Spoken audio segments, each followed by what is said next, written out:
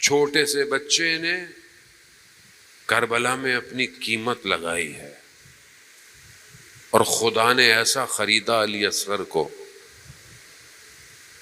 کہ قیامت تک 6 مہینے کا جب بچہ ہوتا ہے نا، مجھے نہیں پتا آپ نے اپنے بچے کو یاد کیا ہو، میں نے 6 مہینے کا جب بیٹا تھا نا، میں نے یہی سوچا مجھے دینا پڑ جائے تو کیا میں دے سکتا ہوں یا نہیں دے سکتا۔ یہ ہے خریدار، وہ ہے۔ اسی لیے اس کے سسٹم میں کوشش کریں کہ کہیں کوئی نوکری مل جائے، اور دنیا کو سمجھیں۔ صرف یہ نہیں ہے کہ بس آپ کو سمجھ میں آ گیا ہاں ٹھیک ہے صراط، یہ صراط ہے تو پھر صراط پہ بھٹکانے والا بھی تو ہے، صراط پہ بھٹکانے والا بھی ہے انسان۔ کہاں جائیں پھر مولانا صاحب؟ قرآن وہی ہے جو اہل بیت ہے، اہل بیت جو ہے وہ قرآن ہے، دونوں ایک دوسرے سے الگ نہیں ہے۔ حدیث ثقلین جو ہر وقت ہم پڑھتے رہتے ہیں، سنتے رہتے ہیں، انی تارکم فی الثقلین، کتاب اللہ و عترت اہل بیت، 2 چیزیں میں تمہارے درمیان میں چھوڑ کے جا رہا ہوں، بھاری چیزیں۔ کیا ہے؟ اللہ کی کتاب اور ایک میری عترت۔ جو ان دونوں سے ملے گا، کیا فرمایا؟ دونوں سے، جو ان دونوں سے ملے گا وہ حوض کوثر میں ہم سے آ کے ملے گا۔ جو ان دونوں کو جوڑے گا، دونوں کو جوڑنا سے انقلاب ہے، ادھر سے انقلاب ہے، موت ہے،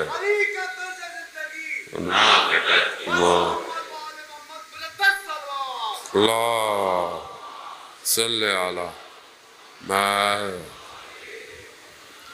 جان محترم۔ ایک قرآن کی آیت آپ کو ہدیہ کرنی ہے، تو میں نے تو بہرحال اتنا طالب علم نہیں ہوں۔ اچھا، رسول خدا حضرت محمد مصطفیٰ صلی اللہ علیہ وآلہ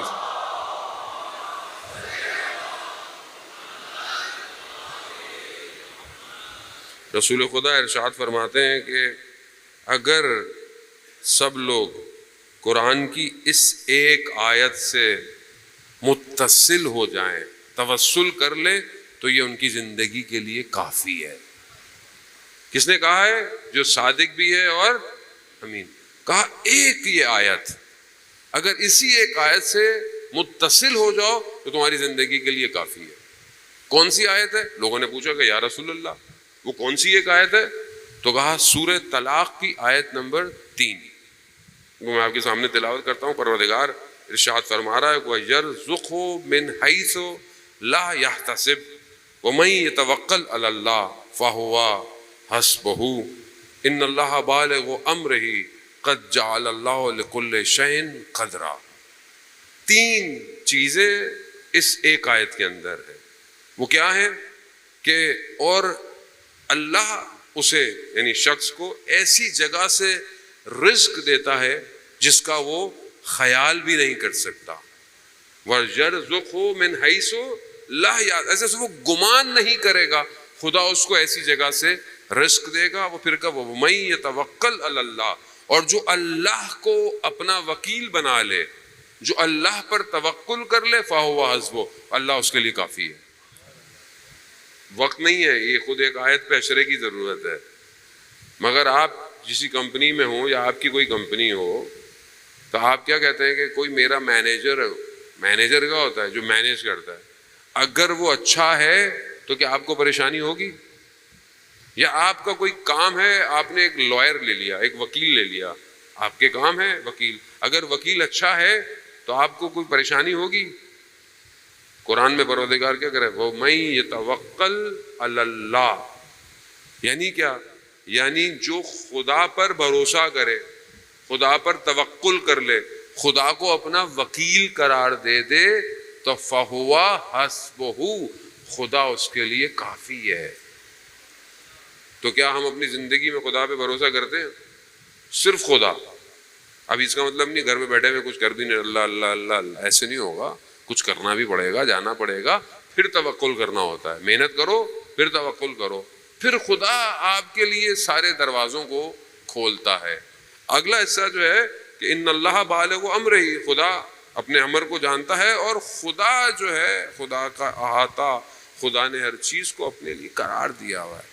تو تو یہاں پر رسول خدا فرماتے ہیں یہ ایک آیت سے متصل ہو جائیں. روایات میں بھی ہے کہ ہر نماز کے بعد، واجب نماز کے بعد جو یہ آیت پڑھے تو اس کی زندگی میں دروازے کھل جاتے ہیں. صلوات بھیجتے محمد والے.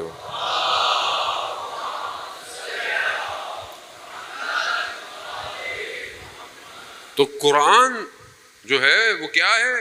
امام ہے.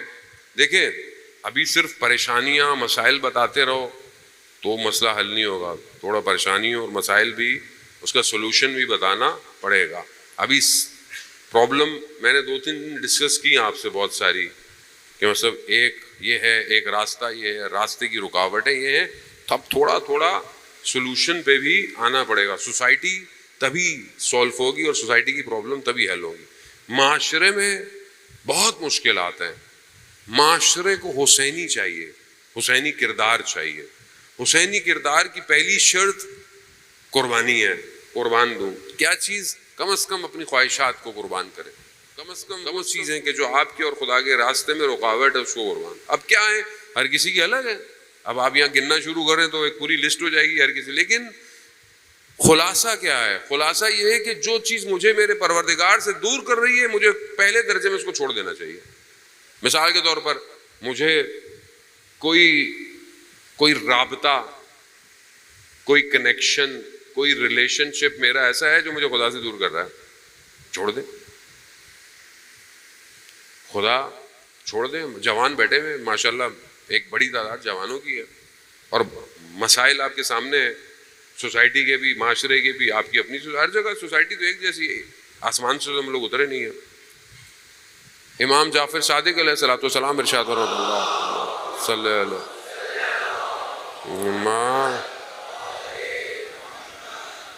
یہ واقعہ میں نے کل پڑھا، یہ کل میں نے ایک اور مجلس میں بھی پڑھا، اور آپ یقیناً آپ لائیو سن بھی رہے ہوں گے جو لوگ دیکھ رہے ہیں، لیکن جو سامنے بیٹھا ہوتا ہے اس کو اثر الگ ہوتا ہے. جوان ہے، چھٹے امام کا دور ہے، دوسرے شہر سے آیا مدینہ میں. گھر چاہیے، گھر کرائے پہ چاہیے. اس نے پوچھا گھر، تو ایک گھر میں ایک حجرہ، ایک کمرہ مل گیا. اس زمانے میں گھر ایسے ہوتے تھے کہ مطلب بڑے بڑے گھر ہوتے تھے، دونوں طرف سے انٹرنس ہوتی تھی. یہاں بھی کوئی ایسے پرانے ہوں گے کہ تو اس گلی سے بھی جاؤ، اس گلی سے بھی جاؤ، گھر ایسے ہوتے ہیں. تو اس طرح بنے ہوتے تھے کہ لوگ ادھر سے آتے تھے ادھر سے لے آتے تھے دونوں طرف. تو جس کا گھر تھا اس نے گھر کو 2 حصوں میں کیا ہوا تھا، کسی کو آدھا کرائے پہ دیا ہوا، کسی کو آدھا کرائے. تو ایک کمرہ اس جوان کو ملا. تو اس نے پوچھا کہ ادھر کون رہتا ہے؟ تو انہوں نے کہا وہاں کوئی خاتون رہتی ہیں. کہا تو پھر میری شرط ہوگی. کہا وہ جو درمیان میں دروازہ ہے وہ بند رہے گا. کیوں؟ کہا میں اکیلا ہوں، وہ اگر اکیلی ہیں جو بھی ہے، کم از کم دروازہ بند رہے تو میں یہ گھر. دیکھیں جوان دغدغہ چاہیے اس کو. تو اس نے کہا ٹھیک ہے. تھوڑے دنوں بعد ان خاتون نے وہ دروازہ کھول دیا. تو انہوں نے کہا یہ آپ نے کیوں کھولا؟ ہماری تو شرط تھی. کہا اس لیے کھولا تاکہ ہوا کراس ہو. وہ جوان سیدھا اٹھا اور امام کے پاس چلا گیا. اگر دین امپورٹنٹ ہو، ایمان ضروری ہو تو انسان سب بیچ دیتا ہے، ایمان نہیں بیچتا. ایمان کی قیمت دنیا نہیں ہے.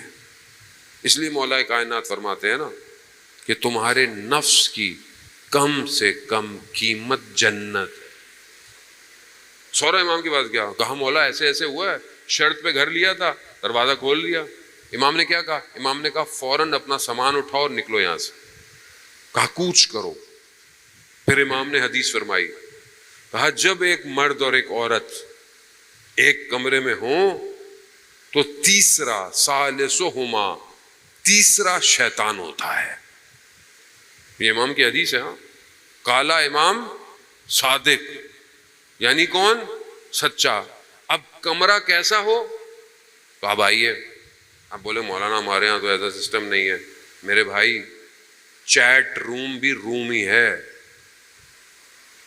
چاہے وہ ٹک ٹاک کا ہو، چاہے وہ انسٹاگرام کا ہو، چاہے وہ فیس بک کا ہو یا اسنیپ چیٹ کا ہو.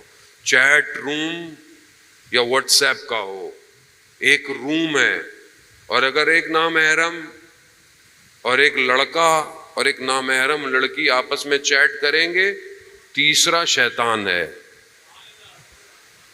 تیسرا شیطان ہے۔ اب آپ کچھ بھی توجیہاں دیتے رہیں، میں تو مولانا صاحب دین سکھا رہا تھا، بھائی کچھ ہمیں بھی سکھانے دے دو، سارا تم ہی سکھاؤ۔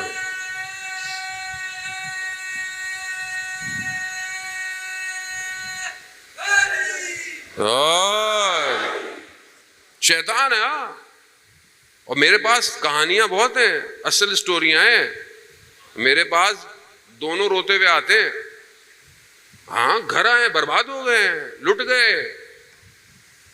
یہ تو شکر ہے کہ خدا کسی کو بھی موقع، اب ہم بھی ظاہر ہے ہم کوئی وہ تھوڑی ہیں کوئی، تو اللہ نے ہمیں نوکری دی ہوئی ایسی۔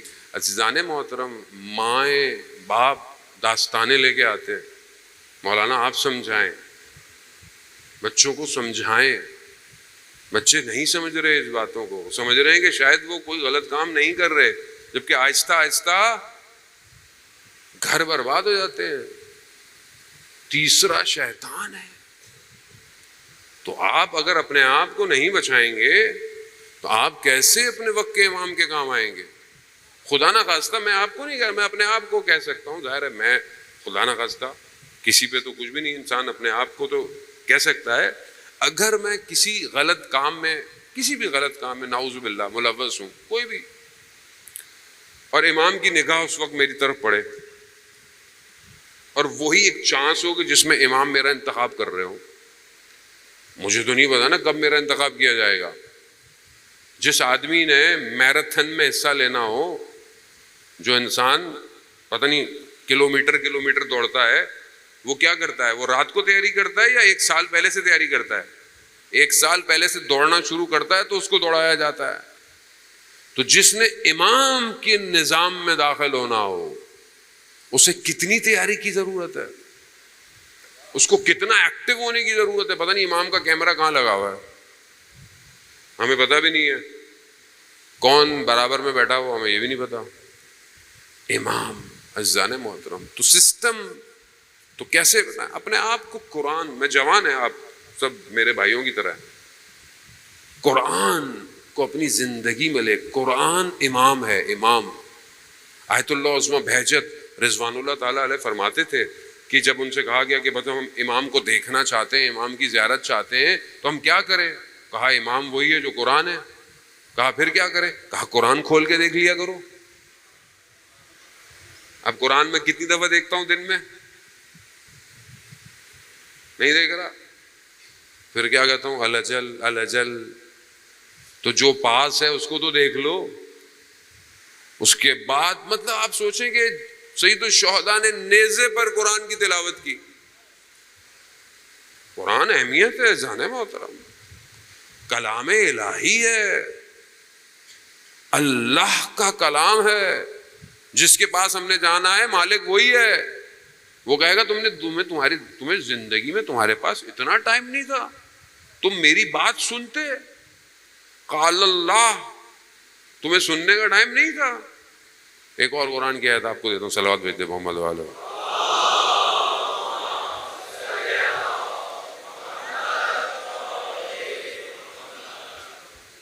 سورہ حشر کی آیت نمبر 21 ہے۔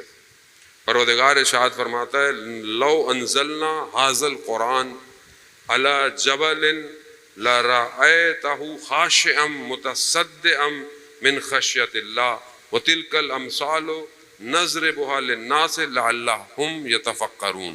پروردگار ارشاد فرما رہا ہے کہ ہم اگر اس قرآن کو، لو انزلنا، اگر ہم اس قرآن کو نازل کرتے، کس کے اوپر؟ پہاڑ کے اوپر۔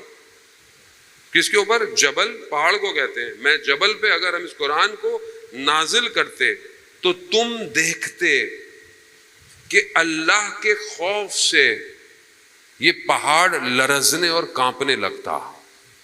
خدا قرآن میں کہہ رہا ہے جانے محترم، خدا ہے، خدا خطابت کے جملے نہیں ہیں، خود فرما رہا ہے اگر ہم اس قرآن کو پہاڑ پہ نازل کرتے تو تم دیکھتے کہ یہ خشیت الہی سے، خوف الہی سے یہ پہاڑ لرزنے لگے گا، کانپنے لگے گا۔ پھر کیوں ارشاد فرماتے ہیں کہ ہم یہ جو مثالیں تمہیں دیتے ہیں یہ اس لیے ہیں تاکہ تم فکر کر سکو، تفکر کر سکو کہ قرآن کیا ہے۔ قرآن ایک اور آیت میں پروردگار نے کہا نا ہم نے اس امانت کو زمین کو دیا، آسمان کو دیا، سب کو دیا، مگر کسی نے قبول نہیں کیا۔ کس نے قبول کیا؟ قلب پیغمبر نے۔ عزادارو کس بات میں تم کم ہو،